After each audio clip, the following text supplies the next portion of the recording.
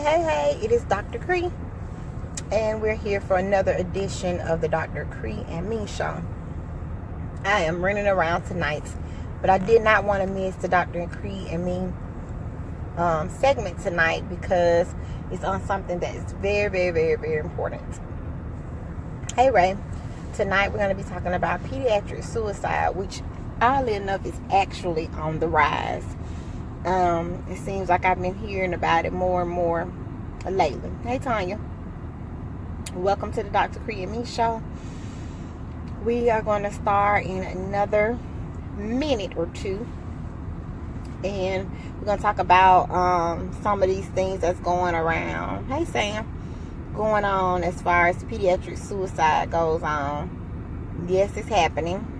And it's happening probably more often than you guys realize. Hey, Crystal. Hey, Amber. So, and it's strange. I feel like it's strange. It is. Yeah, it's different. So we get started in about 2 minutes. Make sure to put in the post where you are watching from. Thank you so much for watching. I missed you guys last Monday, but it was Zoe's birthday. Zoe turned 4.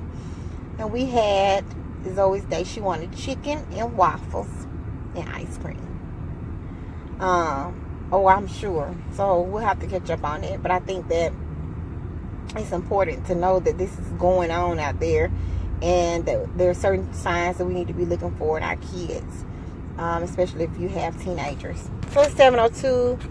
Sitting in my car. I'm not in front of my amazing board like usual. Because I've been running errands. But I didn't want to miss the show. So you know who I am. I'm Dr. Cree. I'm a board certified family medicine physician. And I specialize in what's important to you.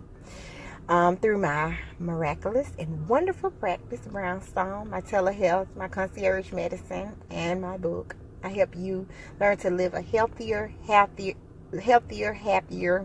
more whole life. And today we're going to talk about pediatric suicide. Are you in your car too? Hold on, let me turn the radio off. We're going to talk about pediatric suicide.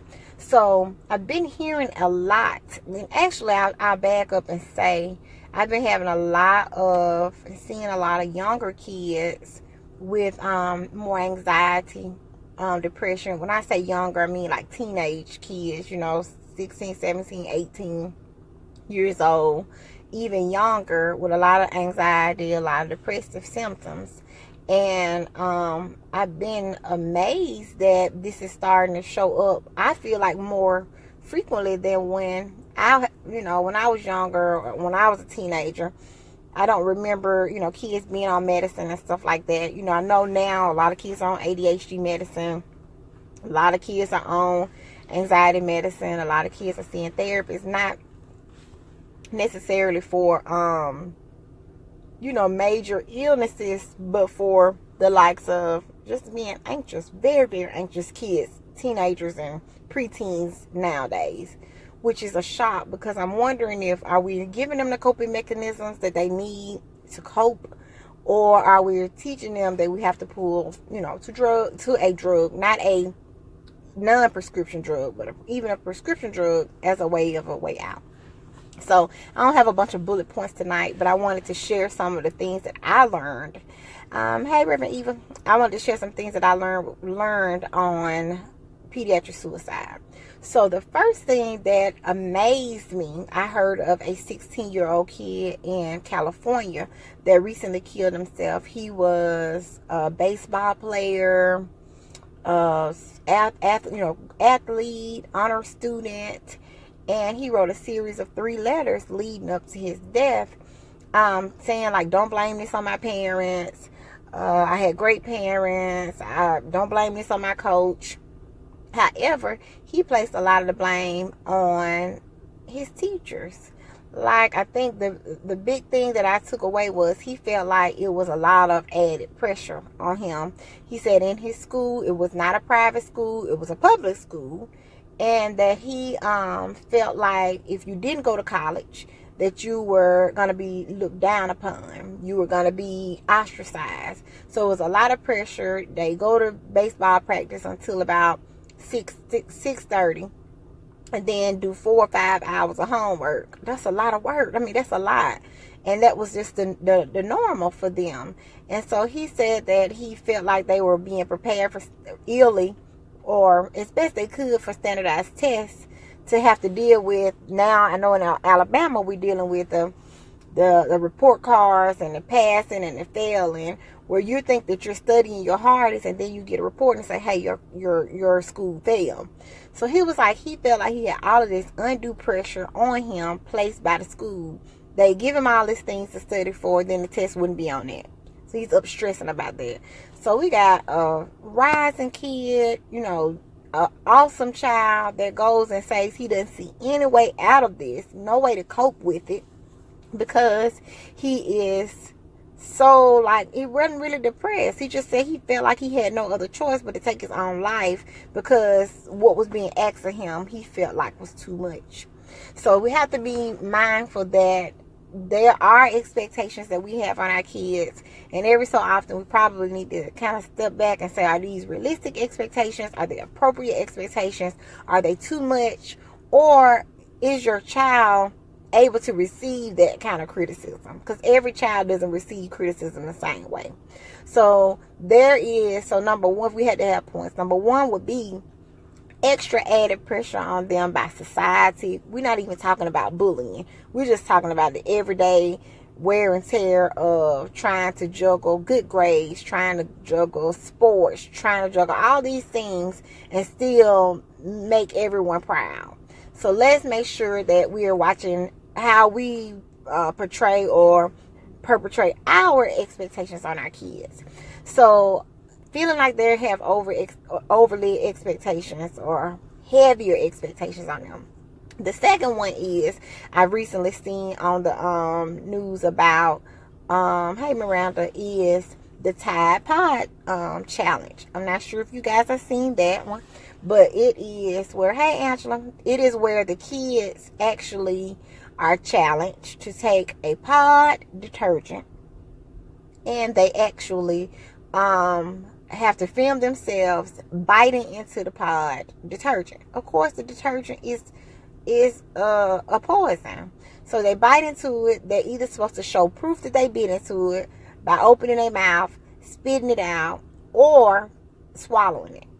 So we end up having to call poison control. Can somebody look up the poison control number? We do need to write that in the comments. It's a 1-800 number, and I'm not sure if it's different by state. But if you have teenagers, make sure that you write the number to poison control down and leave it on your refrigerator. So we need to find the number to poison control.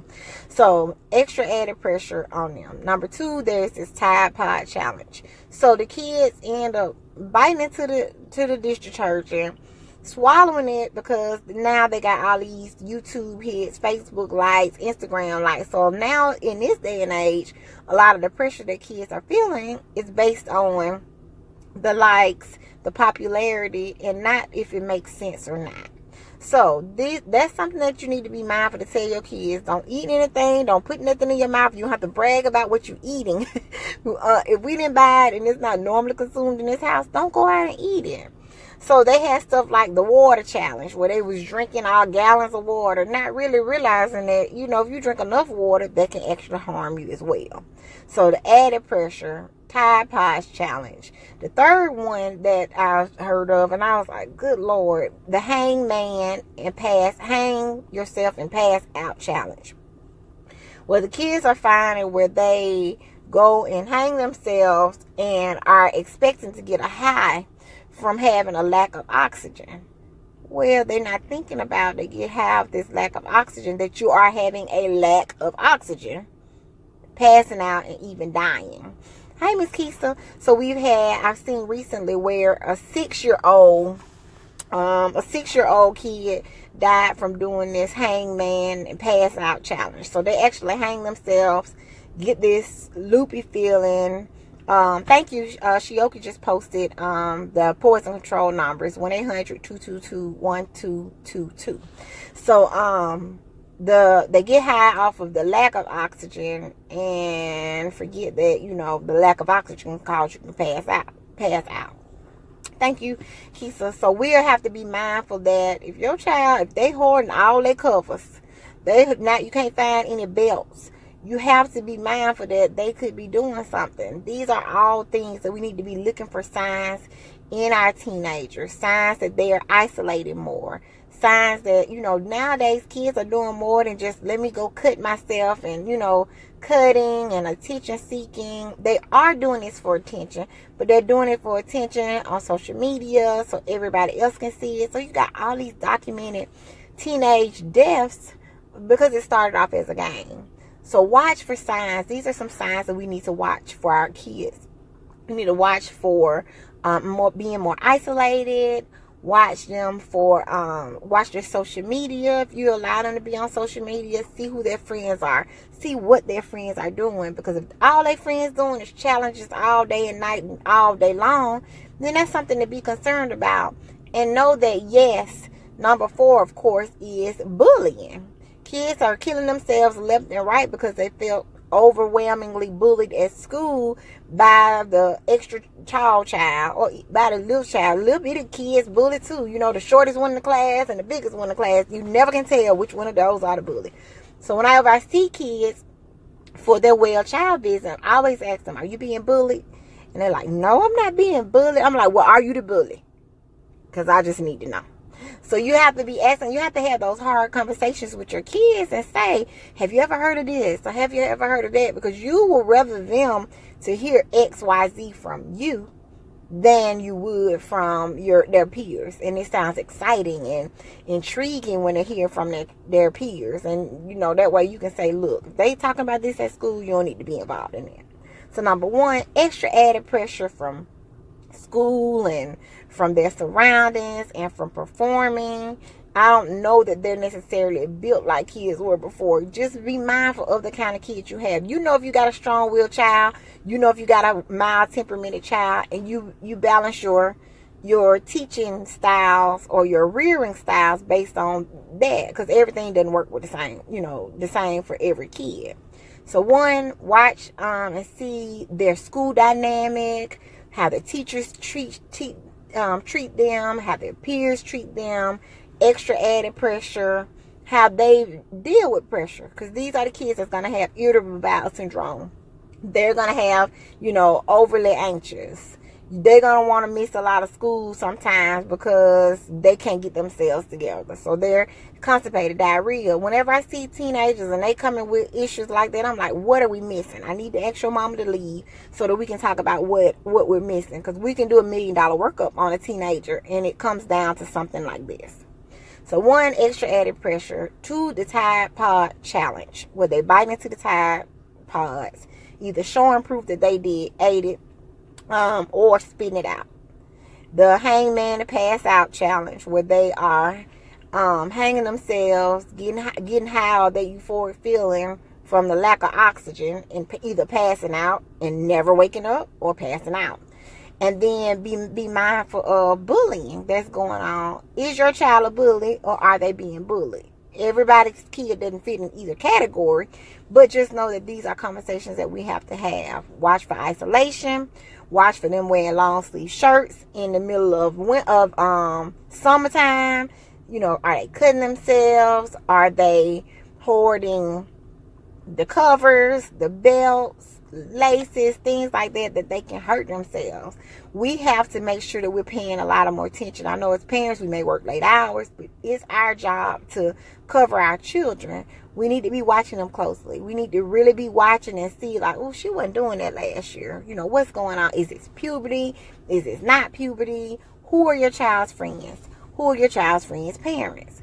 What is okay for them? What's going on their social media? Learn about all the social media. There's Tumblr, there's Snapchat, there's Facebook, there's Pinterest, there's Instagram, there is, I know I'm missing some. What's the one that starts with a P and they watching it's like a little video too. I can't think of what's the one that starts with a P and they do videos and people watch. It's not as popular anymore, but I cannot think about how you doing. I cannot think of the name of that other social media that kids use a lot, But Snapchat is really, really, really big, and you're supposed to only have access to it for 24 hours, and it goes away. So your kids could be doing strange things, crazy things, and you not know it, recorded on Snapchat, and then there's no proof of it. So watch your kids, love extra hard on your kids. Yeah, it's not a podcast.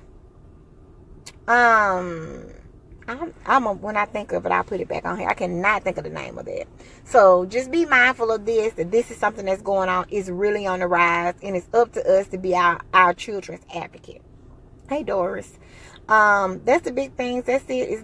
This wasn't much of a big deal tonight, other than wanting to educate you guys on what's going on out there. So number one, watch for extra added pressure in places you don't really realize that your child is feeling added pressure. 2, these Tide Pod challenges. 3, the hangman pass out challenge. 4, bullying. All of this is real, guys. We don't want to be burying kids before their time because they're out here thinking they're doing something that's having fun, and they're not having fun. So watch your kids, love on them a little bit harder, and be mindful that this is American Heart Association month. It's February. So at the end of the month, I'm going to do a video with Miss Keisha K Hoops. She's on here. She has an awesome story to share, and we're going to talk about her story as with heart disease, and learn about her story and what we can learn. So I'm excited about that. We're going to get together a firm date. So add your friends, pass this one along. This is really just informative tonight. But you know who I am. I'm Dr. Cree. I'm a board-certified family medicine physician, and I specialize in what's important to you through my one-on-one tips, my practice, my telemedicine, my concierge practice. I help you learn to live healthy, happier lives. And remember, my book is out. Go pick it up, 10 Commandments of the Working Wife. The actual book launch is on February 13th at noon Central Standard Time. If you're interested in coming to the virtual book launch, drop your email address in here and I'll get you an invitation. Can't wait to share it with you. Buy your pre-sale book. It's $14.99. And that is 10 Commandments of the Working Wife. See you soon. See you next Monday. You guys have a great one, and I will drop the link in the post as well. Have a good night. Love on your kids. Bye.